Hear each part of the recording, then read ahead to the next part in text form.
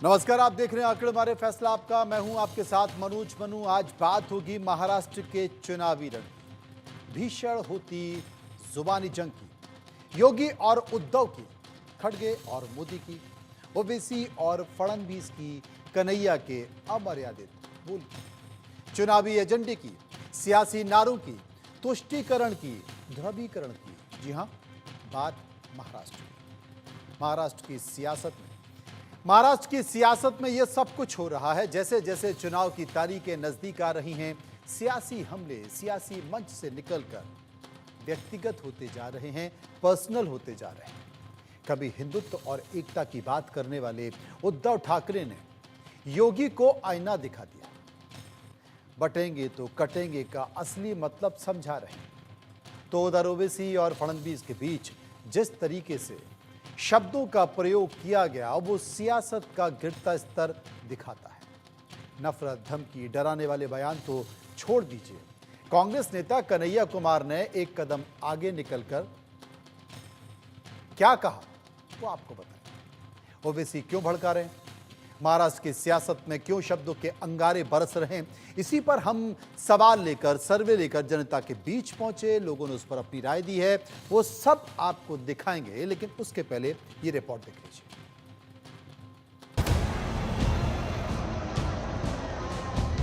बटेंगे तो कटेंगे,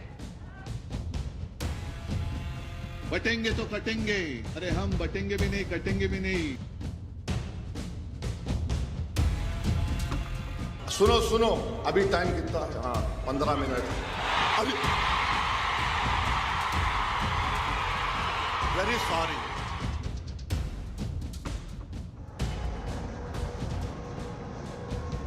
महाराष्ट्र में सियासी पारा हाई है। रैलियों के नारों में जुबानी जंग, नफरती बोल की गूंज। सत्ता पक्ष और विपक्ष अपने अपने हिसाब से इन्हीं नारों के जरिए जीत का एजेंडा सेट करने में लगा है। कोई हिंदू मुस्लिम कर रहा है, तो कोई जात पात, तुष्टीकरण और ध्रुवीकरण पर पूरा जोर है। लेकिन योगी आदित्यनाथ ने जो बटेंगे तो कटेंगे का नारा दिया, जो एजेंडा सेट किया, महाराष्ट्र की सियासत अभी भी उसी के इर्द गिर्द घूम रही है। कभी हिंदुत्व का पताका लेकर चलने वाले उद्धव ठाकरे बटेंगे तो कटेंगे का असली मतलब समझा रहे हैं। सुनिए। बटेंगे तो कटेंगे।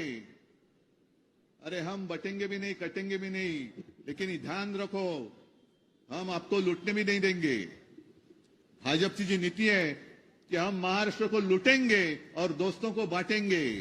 बांटने और ध्रुवीकरण का खेल सिर्फ हिंदू नेता ही नहीं कर रहे हैं, बल्कि नेताओं में तो इसको लेकर होड़ मची है। 15 मिनट वाला बयान तो सिर्फ ट्रेलर था। जुबानी जहर अब तू तड़ाक तक पहुंच गई है। सुन ले ओवैसी, कुत्ता भी ना पेशाब करेगा औरंगजेब की पहचान पर। अब तो तिरंगा लहराएंगे पूरे पाकिस्तान पर। ए देवेंद्र फडणवीस, याद रखो, तुम मेरी जबान का मुकाबला नहीं कर सकते ना।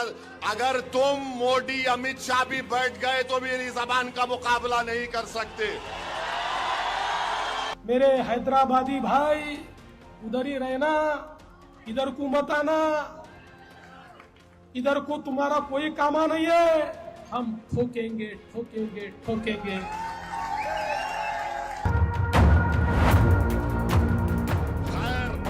तुमने बोला, अब तुमको खुजली होगी। अब जब मैं बोलूंगा यहां से, अब सुनो देवेंद्र फडणवीस, तुमने कई एमएलएस को खरीद लिया, चोरी कर ली, तो तुमको क्या बोला जाए? डाकू बोला जाए या चोर बोला जाए? वो फडणवीस तो समझते हैं कि वो मुझे जिहाद या धर्म युद्ध के नाम से पुकारेंगे। वो फडणवीस हैं तो समझते हैं कि मैं असदुद्दीन ओवैसी को नीचे गिराऊंगा। अरे देवेंद्र फडणवीस, तुम जिस चीज को लाना चाहते ना औरंगाबाद में, वो चीज कभी नहीं आएगी इंशाअल्लाह ताला। मैं लिख के रख रहा हूं। और इनके आड़ में जो कारोबार कर रहे हैं, जिनका इनको वरद हस्त है जिनका वरदान है, जरूरत पड़ी तो उनको भी ठोकेंगे। प्रचार युद्ध में ना भाषा की मर्यादा बची है, ना आंखों का पानी। वोट के लिए नेता पर्सनल अटैक से भी पीछे नहीं हट रहे हैं।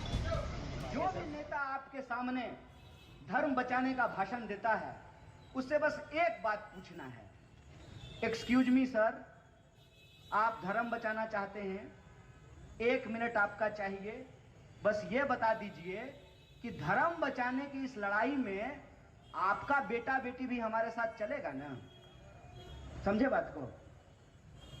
कि ऐसा तो नहीं होगा कि धर्म बचाने की जिम्मेवारी हमारी और ऑक्सफोर्ड कैम्ब्रिज में पढ़ने की जिम्मेवारी आपके बाल बच्चों की। अगर धर्म बचाना है तो सब मिलकर के बचाएंगे।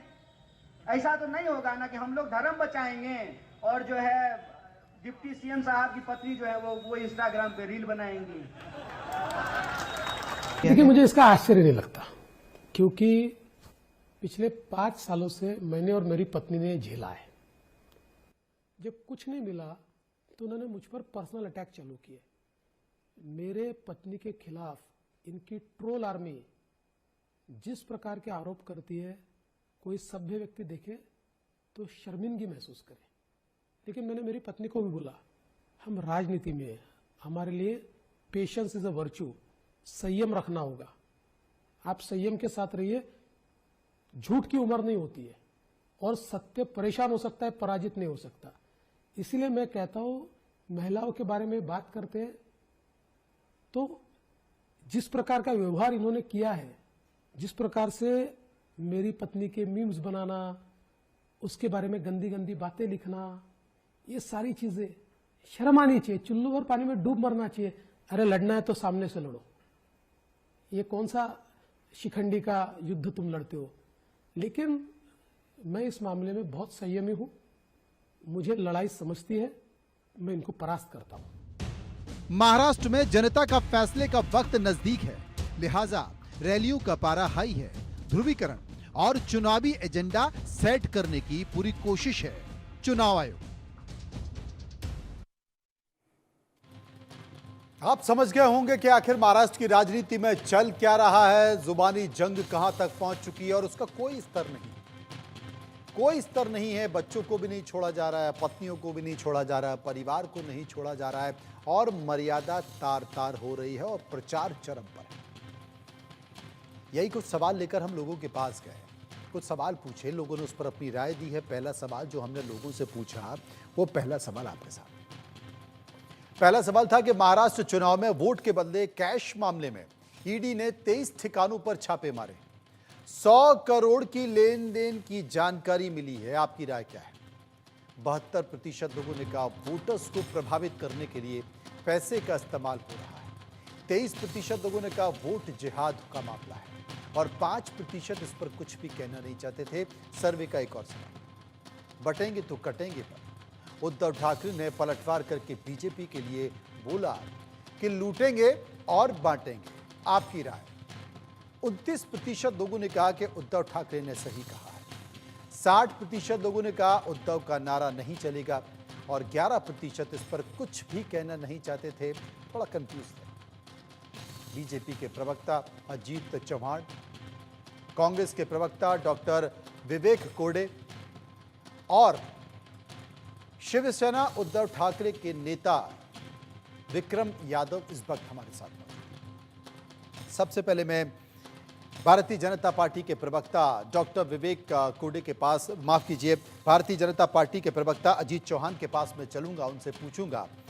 अजीत चौहान साहब, एक बात मैं आपसे पूछना चाहता हूं, क्योंकि बात विकास पर हो रही थी, बात योजनाओं पर हो रही थी, बात कहीं और चली गई और वो बच्चों पत्नी तक पहुंच गई, बात मर्यादा से नीचे पहुंच गई। क्या आपको लगता है कि इस तरह से बयानों से, इस तरह का नैरेटिव बनाने से चुनाव प्रभावित किया जा सकता है और जनता इन्हीं सब को ध्यान में रखकर अपने दिमाग में इसको बनाकर वोट करने जाती है और वोट डालती है? मनोज भाई, मैं बड़े जिम्मेदारी के साथ कहता हूं कि जब तक उद्धव ठाकरे जी ने भारतीय जनता पार्टी के साथ विश्वासघात नहीं किया था, महाराष्ट्र की राजनीति का स्तर नहीं गिरा। ये राजनीति का स्तर गिरने में संजय राउत जैसे बिल्कुल ही ओछे नेताओं का समावेश है कि जो रोज सुबह आकर के महाराष्ट्र का वातावरण खराब करते हैं, जिन पर खुद डॉक्टर स्वप्ना पाटकर के साथ अभद्र व्यवहार के, उनके साथ छेड़खानी करके उनके शारीरिक शोषण करने का और उनकी गाली गलौज की गंदी वीडियो क्लिपिंग संजय राउत की पूरे महाराष्ट्र ने सुनी। और मुझे बड़ा दुख होता है कि मैं जिस फील्ड से आता हूं, मैं भी संपादक रह चुका हूं, तो मुझे बड़ा दुख है कि एक संपादक के द्वारा राजनीति का स्तर इतना गिराया गया। अब जब हम देखिए महाराष्ट्र में हम विकास की ही बात कर रहे थे, क्योंकि 2.5 साल उद्धव ठाकरे की सरकार होते हुए एक ईंट नहीं रची गई, कोई काम नहीं हुआ। उद्धव ठाकरे जी के होते कोई एक नया विकास का प्रोजेक्ट नहीं आया, बल्कि इन्होंने कोरोना में पैसा खाया, कोविड में मरे हुए लोगों के कफन में पैसे खाए, खिचड़ी में पैसे खाए। और ये मैं नहीं कह रहा, ये न्यायालय द्वारा ये पूरा प्रस्तापित है। इन्होंने अंबानी जैसे बिजनेसमैन के घर के नीचे बम रखा, फिरौती 100 करोड़ की मांगी, वसूली के लिए पुलिस का इस्तेमाल किया, एक हीरोइन का घर तोड़ने के लिए पूरी उबाठा उतारू हो गई थी। अपने बच्चों को तरह तरह के आरोपों से बचाने में उद्धव ठाकरे बिजी रहे। और दूसरी बात मैं आपको ये कह दूं कि शरद पवार जी ने जो सपना पूरी जिंदगी भर पाला था कि बाला साहेब ठाकरे की शिवसेना को मैं तोड़ूंगा फोड़ूंगा, वो उनका सपना भी एक तरीके से पूरा हो गया। रही इस इलेक्शन की बात, तो हम पूरी विकास पे बात कर रहे थे, हमने 55,000 करोड़ खर्चे करके, ये लोग बोल रहे थे कि ये हाईवे पूरा होगा क्या। आदरणीय देवेंद्र जी के पूरे विकासात्मक दृष्टिकोण से 55,000 करोड़ का समृद्धि पूरा हुआ, महाराष्ट्र का पूरा चित्र बदला। महाराष्ट्र में वाडवन पोर्ट आया है, 76,000 करोड़ उसके आए हैं। महाराष्ट्र का पूरा व्यापार का नक्शा हम बदलने वाले हैं। हजारों करोड़ की इन्वेस्टमेंट आई है। महाराष्ट्र फॉरेन इन्वेस्टमेंट में नंबर 1 रहा, जो इनके समय 5वें नंबर पे चला गया था। कल ही पूरे देश के राज्यों की आय का एक आंकड़ा सामने आया है। और ये मैं नहीं कह रहा हूं, ये सांख्यिकी मंत्रालय ये कह रहा है कि महाराष्ट्र सबसे ज्यादा पैसा देश को कमा के दे रहा है। हमारे समय में, इनके समय में कहीं पीछे चला गया था। उसके बावजूद भी अगर बटेंगे कटेंगे की बात आ रही है तो फिर इसे क्या समझे अजीत जी? जी उसके बावजूद भी अगर आपके बड़े बड़े नेता बटेंगे तो कटेंगे का जिक्र कर रहे हैं, क्यों? इसलिए क्योंकि भारतीय जनता पार्टी के खिलाफ कांग्रेस ने बड़े गंदे तरीके से लोगों को बांटा। हिंदुओं को मुसलमानों के खिलाफ बांटा, दलितों को बांटा, ओबीसी को बांटा। और इन्होंने क्या कहकर बांटा? संविधान खतरे में है। तो आप कह देंगे काटा? सर, इन्होंने लोकसभा की इलेक्शंस में बांटा, तो हमारे नेता वही कह रहे, भैया बटोगे कटोगे, बटोगे तो कटोगे। चलिए, विक्रम यादव नेता शिवसेना उद्धव ठाकरे हमारे साथ मौजूद हैं। आपका जवाब विक्रम जी। सर, मुझे इनकी बात तो सुन के मुझे तो बड़े हैरानगी होती है। इनसे मैं ये पूछना चाहता हूं कि भाई पहले तो मुझे ये बताएं कि बटेंगे कौन, कि किसके लिए बोली गई ये बात कि बटेंगे कौन। और दूसरा ये कह रहे हैं कि भाई संविधान का नाम लिया तो बट गए लोग। संविधान का नाम लेने से लोग कैसे बट गए? अरे भाई, संविधान का लिए तो तुम्हारे नेताओं ने बोला कि हम संविधान को खत्म कर देंगे। तुम्हारे लल्लू सिंह जो अयोध्या वाले, अनंत हेगड़े, तुम्हारे लोगों ने बोला ये बात। तो ये बात क्या आपको पता नहीं है? हमने संविधान के लिए बचाने की बात की तो लोग बट गए। बांटने का काम आप करें, आप इल्जाम हमारे ऊपर लगा रहे हो। पहले अपनी जानकारी से करके लाओ। एक बात कह दूं, मराठी मानुस, हिंदुत्व, स्वातंत्र्यवीर सावरकर का अपमान, इसके बारे में उद्धव ठाकरे जी का क्या कहना है? छत्रपति संभाजीनगर को विरोध कर रहे लोगों के साथ में आप है, उद्धव ठाकरे जी का क्या कहना है? इस पर उनके प्रवक्ता पहले बात करें। मराठी मानुस पर इनका क्या कहना है? हिंदुत्व पर इनका क्या कहना है? स्वातंत्र्यवीर सावरकर के अपमान पर इनका क्या कहना है? छत्रपति संभाजीनगर के नामकरण के विवाद को लेकर के शिवसेना का क्या कहना है? वो पहले बताइए, बता दीजिए। विक्रम यादव बता दीजिए। मैं बताता हूँ। जाकर के बैठे आप लोग, तकलीफ तो ये है ना आपको महाराष्ट्र की इलेक्शंस के बारे में बात करते। हाँ, मैं बता रहा हूँ आपकी सारी एक चीज का। इनसे ये पूछिए जरा कि मराठी मानुस को और उसको कवल करने की बात करी शिवसेना ने।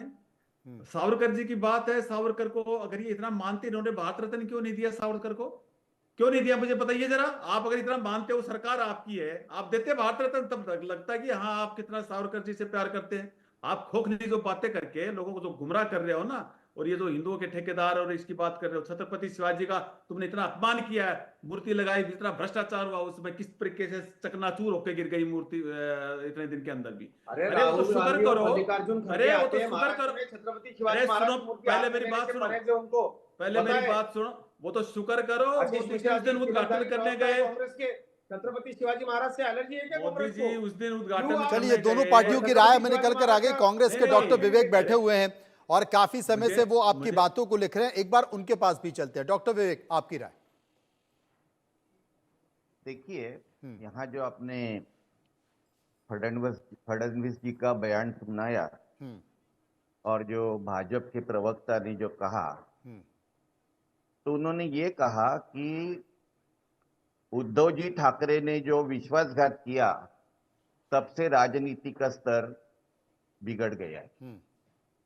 मैं उनको पूछता हूं कि जो अजित पवार के साथ रात भर राष्ट्रपति भवन को जगा के और राज्यपाल भवन को जगा के जो पौ तड़के जो शपथ विधि किया और जो कुछ घंटों की सरकार बनाई, वो कौन सा विश्वासघात था? दूसरी बात, संविधान का गलत नैरेटिव हमने खड़ा किया, ये आरोप हमारे ऊपर किया है। अब की बार 400 पार और ये 400 पर इसलिए चाहिए कि हमें संविधान बदलना है, ये हमने कहा था या भाजपा के लोगों ने कहा? और जिन्होंने कहा उनके ऊपर उन्होंने क्या एक्शन लिया? तीसरी बात, अगर उन्होंने इतना विकास किया था तो विकास लोकसभा के इलेक्शन में क्यों नहीं देखने को मिला? और अगर उनका विकास ही बोलता था तो ये विज्ञापन की सरकार क्यों चलाई पिछले 3 महीनों से? और हरियाणा के साथ और कश्मीर के साथ महाराष्ट्र का इलेक्शन लेने की हिम्मत क्यों नहीं हुई? और चौथी बात, मैं आता हूं ना इस पर। और चौथी बात कि अगर इतना बड़ा विकास किया है तो इस महाराष्ट्र में रोज 7 किसान आत्महत्या क्यों कर रहे हैं? ये बड़ा सवाल है, क्योंकि किसान की बात तो हो ही नहीं रही और किसान विदर्भ का एक बड़ा मुद्दा है। हर चुनाव में इस पर चर्चा होती है, घोषणा पत्रों में बात होती है, लेकिन हो नहीं रही। मैं कोटे साहब आपके पास आता हूं, तब तक कुछ और सवाल बचे, एक बार उन सवालों को ले लेते हैं। एक और सवाल हमने लोगों से पूछा कि बटेंगे तो कटेंगे नारे को लेकर महायुति और बीजेपी में भी मतभेद है, आपकी राय? महाराष्ट्र के लिए नारा सही नहीं है, 27% लोगों ने कहा। 64% लोगों ने कहा कि सबकी अपनी अपनी राजनीति है। 9% इस पर कुछ भी कहना नहीं चाहते थे। सर्वे का एक और सवाल जो हमने लोगों से पूछा कि क्या शिवसेना उद्धव ठाकरे ने अब पूरी तरह से हिंदुत्व की राजनीति छोड़ दी है? 51% लोगों ने कहा हाँ छोड़ दी है। 40% लोगों ने कहा अभी नहीं छोड़ी है और 9% इस पर कुछ भी कहना नहीं चाहते। दो बयान हैं, देश के प्रधानमंत्री नरेंद्र मोदी और पंडित धीरेन्द्र कृष्ण शास्त्री। एक बार जरा इन्हें सुन लिया जाए। एक तरफ महायुति की विचारधारा है जो इस विरासत पर गर्व करती है, दूसरी तरफ एक सोच महाअगाड़ी की भी है जो महाराष्ट्र के गौरव को लगातार अपमानित कर रही है। महाअगाड़ी के लोग तुष्टीकरण के गुलाम हो चुके हैं। ये वो अगाड़ी है जो राम मंदिर का विरोध करते हैं। ये वो अगाड़ी है जो वोट पाने के लिए भगवा आतंकवाद का शब्द गढ़ते हैं। हमारा रास्ता एक अलग है, आध्यात्मिक रास्ता है। पर अगर वो एज ए मुख्यमंत्री, जो माननीय उत्तर प्रदेश के मुख्यमंत्री, अगर उन्होंने महात्मा होने के नाते ये नारा दिया, कट्टर हिंदू होने के नाते, बहुत अच्छा दिया।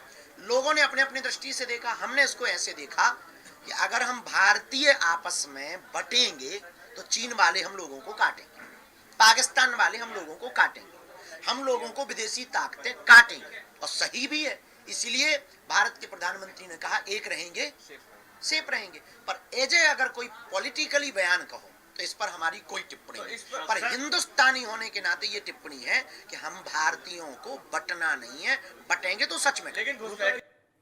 डॉक्टर विवेक की बात अधूरी रहती। डॉक्टर विवेक, आपका इन बयानों पर क्या कहना है? देखिए, ये जो मोदी जी के बयान है वो खुद के पास कहने के लिए कुछ भी नहीं है। वो नाम ले रहे हैं शिवाजी का। अभी शिवाजी इनको मालूम नहीं है शिवाजी महाराज, इसलिए वो शिवाजी के नाम पे लोगों को बांटना चाहते हैं। शिवाजी महाराज के प्रमुख तोपची थे, उनका नाम दौलत खान था। शिवाजी महाराज के जो वकील थे उनका नाम काजी हैदर था, और शिवाजी महाराज के जो अंगरक्षक थे उनका नाम मदारी मेहतर था। शिवाजी महाराज ने रायगढ़ पर जैसे हिंदू सैनिकों के लिए मंदिर बनाया पूजा के लिए, वैसे ही मुस्लिम सैनिकों के पूजा नमाज के लिए मस्जिद बनाई। ये महाराष्ट्र की परंपरा है। महाराष्ट्र की परंपरा नहीं है विवेक साहब, अम्बेडकर की है। डॉक्टर विवेक जी, महाराष्ट्र की परंपरा नहीं, इस देश की परंपरा रही है। महाराज की परंपरा, इस देश की परंपरा सांप्रदायिक सौहार्द बनाने की रही है। इस देश की परंपरा गंगा जमुनी तहजीब की रही है। लेकिन इस देश के राजनेताओं ने, इस देश की राजनीति ने उस सांप्रदायिक सद्भाव को खराब किया है। किसने किया है मैं ये नहीं कह रहा हूं, जिम्मेदार सभी हैं। अजीत चौहान हमारे साथ मौजूद है। अजीत साहब, जो बात डॉक्टर विवेक कर रहे थे, आप सभी को कैसे बोल रहे हैं जिम्मेदार है? आप जवाब दे दीजिए। आप सभी को कैसे बोल रहे हैं? भाई साहब, एक छोटी सी याद, डॉक्टर विवेक जी को इतिहास का बड़ा शौक है। मैं थोड़ा सा इतिहास में जाना चाहता हूँ। जिन लोगों के नाम इन्होंने लिए ना, उन लोगों के थोड़े नाम में गिनवा देता हूं कि छत्रपति शिवाजी महाराज ने सबको साथ लेकर के चलने की बड़ी अच्छी कोशिश की, पर रायगढ़ पर जगदीश्वर का मंदिर तोड़कर मस्जिद बनाने वाले सिद्धि जो है साहब, वो जिंजीरा के सिद्धि थे। अफ्रीकी लोग थे जिनको हमारे देश ने आश्रय दिया था। उन्होंने छत्रपति शिवाजी महाराज के द्वारा बनाया गया जगदीश्वर का मंदिर तोड़ा। जिन न्यायाधीश महोदय का आपने नाम लिया भाई साहब, छत्रपति संभाजी महाराज को मार डालने के बाद वो औरंगजेब के मुख्य न्यायाधीश बन गए। देश को इतिहास जानने की बहुत अच्छी जरूरत है। आप शिवाजी महाराज के बारे में बात कर रहे हैं ना, छत्रपति शिवाजी महाराज ने हमको महाराष्ट्र धर्म सिखाया, और ये महाराष्ट्र धर्म ये था कि हम सबको साथ लेकर चले। पर हमने जिनको साथ लिया उन्होंने हमारी पीठ में खंजीर भोंपा। भाई साहब मनोज जी, गंगा जमनी तहजीब की बात कर रहे थे ना आप, उसी गंगा जमनी तहजीब में गंगा जमुना के दोआब में काशी और मथुरा मेरा सबसे बड़ा प्रार्थना स्थली है, जिसको तोड़ दिया गया। 2500 बुंदेलों को केशव राय के सामने काट दिया गया। औरंगजेब ने जिजिया दिया। महाराष्ट्र से मराठे लड़े। छत्रपति शिवाजी महाराज की मां ने कहा था कि जब तक काशी मथुरा मुक्त नहीं करोगे मेरी आत्मा को शांति नहीं मिलेगी। तो इस देश में आजादी के बाद कांग्रेस ने हमको जो सिखाया, दिखाया और बरगलाया, हम तो सबको साथ लेकर के चलते हैं। इसी तरीके से इस देश के मुसलमानों को बरगलाने का काम कांग्रेस समझ ने गए किया। ना विक्रम यादव साहब, समझ गए ना विक्रम यादव साहब, क्योंकि आपके मित्र, आपके नेता जो कह रहे हैं कि ना हम बटेंगे, ना हम बटेंगे, और महाराष्ट्र लूटेंगे, दोस्तों को बांटेंगे, ये उद्धव ठाकरे ने आज कहा है। लेकिन इशारा साफ दे दिया है अजीत चौहान ने। अरे भाई, इनके इस नारे को अजीत पवार जी ने नहीं माना, इनकी पंकजा मुंडे हैं वो ही नहीं मान रही हैं। ये जो नारे दे रहे हैं वो कोई नहीं मान रहा। आप मुझे बताइए, क्या अभी तक लोग एक नहीं है और सेफ नहीं है क्या? ये एक तरफ तो कहते हैं देश सुरक्षित हाथों में, दूसरी तरफ ये कह रहे हैं भाई सेफ नहीं है, तुम एक रहोगे तो ही सेफ रहोगे। तो मतलब इनकी कोई जिम्मेदारी नहीं है, ये तो पब्लिक पे सारी चीज डाल रहे हैं कि भाई तुम एक रहो और तुम ही सेफ रहो। और ये क्यों कहते हैं कि देश सुरक्षित हाथों में? मतलब खोखली बातें कर रहे हैं। फिर ये मुझे बता दे जरा कि भाई देश सुरक्षित हाथों में है कि नहीं आज? अगर नहीं है तो इनका ये नारा ठीक है, मान लिया जाएगा भाई एक रहोगे तो ही सेफ रहोगे। तो दोनों में एक चीज ये क्लियर करें कि आज देश सुरक्षित है या नहीं है। ये बड़ी बात आपने कही है कि देश सुरक्षित हाथों में अगर है तो फिर बटेंगे तो कटेंगे की बात नहीं होनी चाहिए। मैं इसका जवाब चौहान साहब से लूंगा, लेकिन कुछ और सवाल हमने पूछे हैं। जो लोगों से 2 सवाल और पूछे उनकी चर्चा कर लेते हैं। 5वां सवाल कि नारों के बहाने क्या हिंदू मुस्लिम और ध्रुवीकरण की राजनीति हो रही है? 85% लोगों ने कहा हाँ, 15% ने कहा ना। एक और सवाल जो सर्वे में हमने पूछा, और वो सवाल और ज्यादा महत्वपूर्ण है क्योंकि चुनाव प्रचार के दौरान फडणवीस की पत्नी पर कन्हैया कुमार की टिप्पणी कितनी जायज है? 43% लोगों ने कहा राजनीति का गिरता स्तर है। 26% लोगों ने कहा भाषाई मर्यादा में गिरावट है, और 31% लोगों ने कहा कि चुनाव आयोग को एक्शन लेना चाहिए। डॉक्टर विवेक के पास में चलूंगा क्योंकि ये अजीत की पार्टी का मामला है। डॉक्टर विवेक, क्या राजनीति में, सभाओं में, भाषणों में इतनी मर्यादा तो होनी चाहिए कि कम से कम परिवार को ना घसीटा जाए, बच्चों को, पत्नियों को ना घसीटा जाए, और कम से कम ये सोचा जाए कि हमारी जो भाषा है उसका स्तर क्या है? अरे तो इनके परिवार पे चीज देखिए, आती है तो इनको तकलीफ होती है।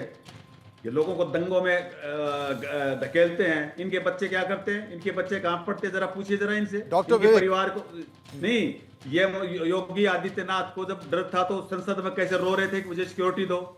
दूसरे के बच्चे नहीं है क्या? उनको ये दंगों में, और ये जब दंगे करवाते झोंकते हैं तब इनको शर्म नहीं आती समझ है? गया। डॉक्टर इनको अपने विवेक। परिवार की इतनी चिंता है?